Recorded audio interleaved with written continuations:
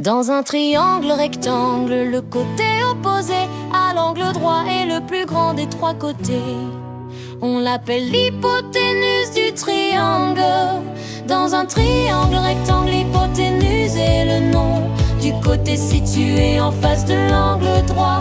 Dans un triangle rectangle, l'hypoténuse est le nom du côté placé en face de l'angle droit.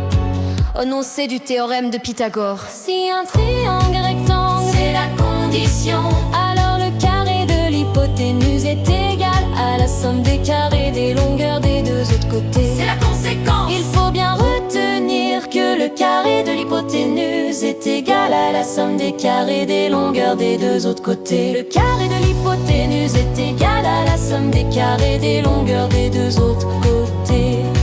Le carré de l'hypoténuse est égal à la somme des carrés des longueurs des deux autres côtés. Autrement dit, si un triangle ABC est rectangle en B, alors AC au carré est égal à AB au carré plus BC au carré. Si un triangle ABC est rectangle en B, alors AC au carré est égal à AB au carré plus BC au carré. on appelle cela l'égalité de Pythagore. Et dans un triangle rectangle, le théorème de Pythagore sert à calculer la longueur d'un côté.